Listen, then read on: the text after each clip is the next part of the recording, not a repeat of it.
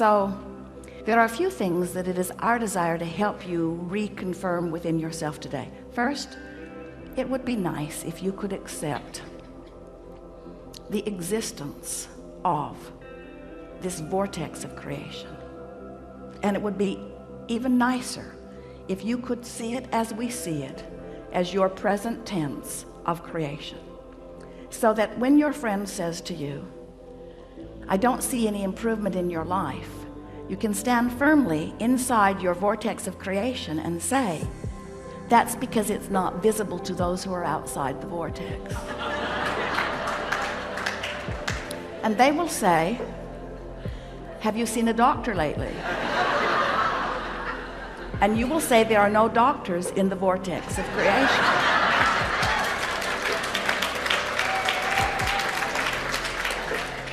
When you let being in this vortex, when you let tuning yourself into the vibrational frequency of all that you are be your top priority, you get so much life back. Do you know how many arguments, how many words, how many efforts, how much action is necessary just to keep you alive and out of desperation when you're not in the vortex?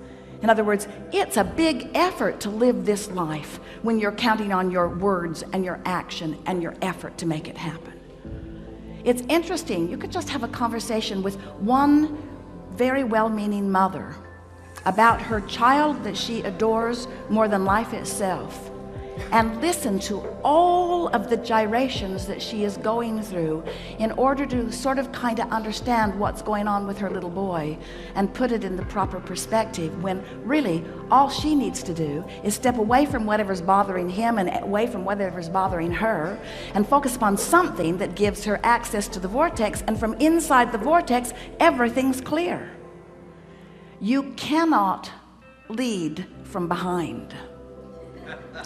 And if you are not in the vortex, then you have nothing to give anyone. Sometimes people say, Abraham, it seems like you teach selfishness. And we say, we really, really, really, really do. Because selfishness, let's define it. Selfishness means vibrational alignment with self. And in order to understand that, you got to know who self really is. Self is source. Self is pure positive energy. Self is worthy. Self is clear-minded. Self is healthy. Self is full of vitality. Self is eager about life. And when you are willing to be selfish, which means you are willing to mimic the vibration of self, which means you're willing to release the thoughts that hold you apart from that and practice the thoughts that cause you alignment with that, which simply means you're selfish enough to care how you feel. That's when they call it selfish. People say, oh, you're so selfish, you're pleasing you. And what they mean is, you should please me?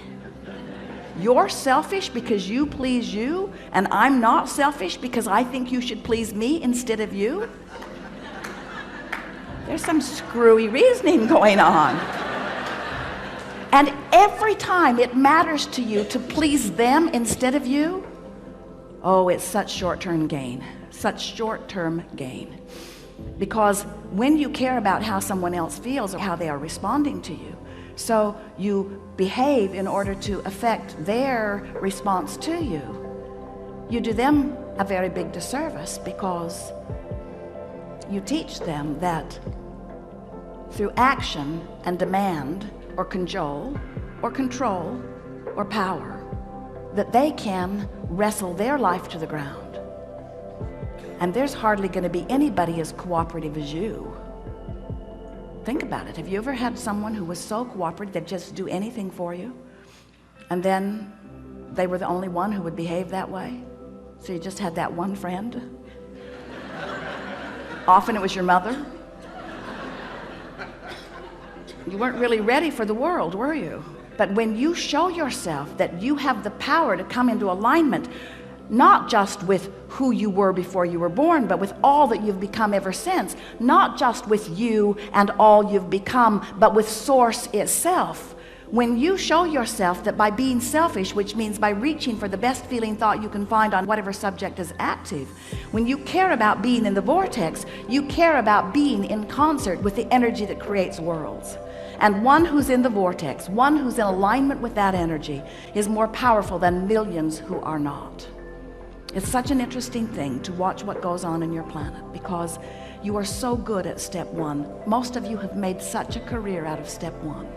You sift through the data, and you know what you don't want, and you know what you do want, and you know what you don't want, and you know what you do want, and you know what you don't want, and you know what you do want, and you know what you don't want, and you know what you do want, and you know what you don't want, and you know what you do want.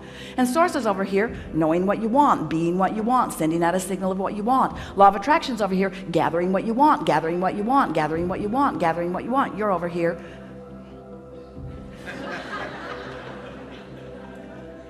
That's creating by default. That's going where the wind blows. That's complaining about whatever they're complaining about and feeling about whatever's happening. But when you decide that you're going to take control of your relationship to who you really are, when you decide that you're going to tend to this gap between you, wherever you are on whatever subject you're experiencing, and who you really are and what you know about the same, now life is going to take a new form and shape for you. You're going to feel exhilarated. You're going to feel satisfaction. Those who are watching you will see you as someone who seems to create tremendously with ease. Those who are watching you, especially those who don't really understand the power of this vortex and the power of your deliberate alignment with it, they'll call you lucky. Many times they'll be jealous of you, because they'll watch your fortunes amass and your funds surround you, and they'll watch you in satisfying life experience. And when they say to you, what do you know that I don't know? The only thing that you can say to them that is of any real value to them is, I figured out my relationship with me, and I'm constantly aware of my vibrational relationship to who I really am and what I really want. And I guide every thought I can to mesh with the wholeness that I am. I've become a deliberate thinker. I no longer create by default.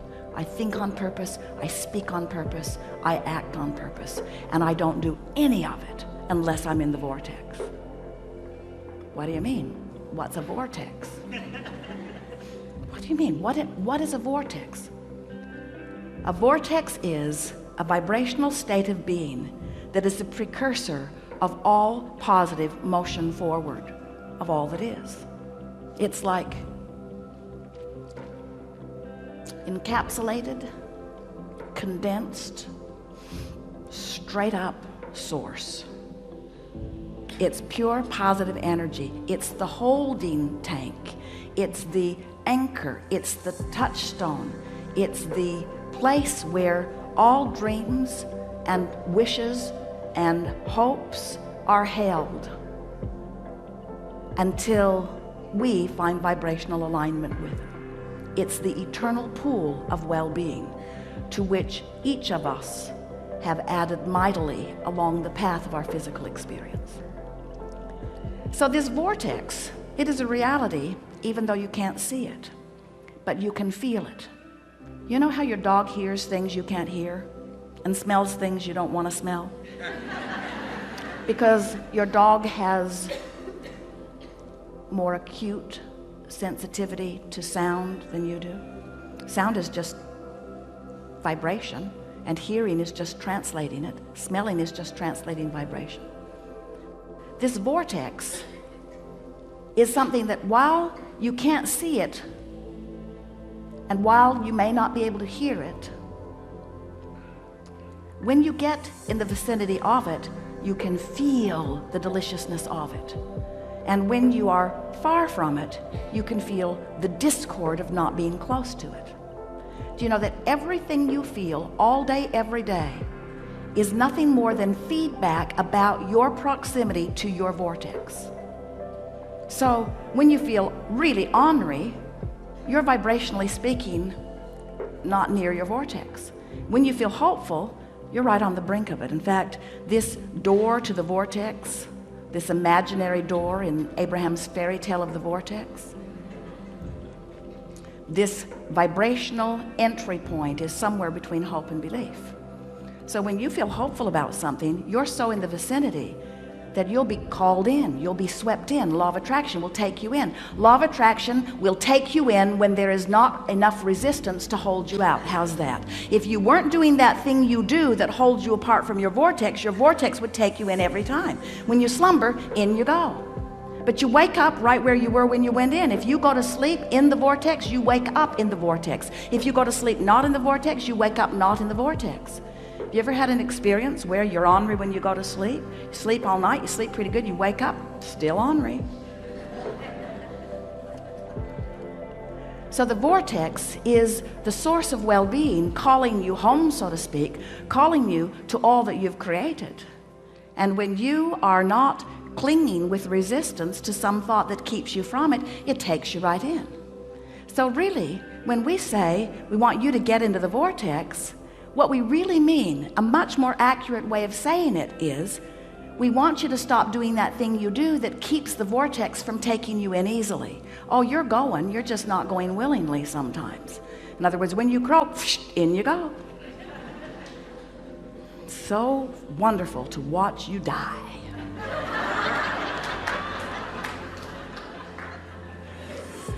Moving immediately into all that you have become, all that you've asked for. But we don't think you should have to croak in order to be in the vortex. We don't think you should have to croak in order to be what life has caused you to be. So, as we're moving forward today, we're eager to talk with you about whatever it is you want to talk about. And it is our desire to help you to find a vibrational stance, which means a mental approach, which means an attitude about whatever it is that you've got going on. We want to help you soften your resistance, because when you soften resistance, the vortex takes you in. And that really is where you belong. You belong inside that vortex where rendezvous with exhilarating things can happen all day, every day. Do you know that if this time-space reality has the wherewithal to stimulate a desire, so that the desire is in present tense already gathered in this vortex of creation, that this time-space reality has the wherewithal to give it to you now.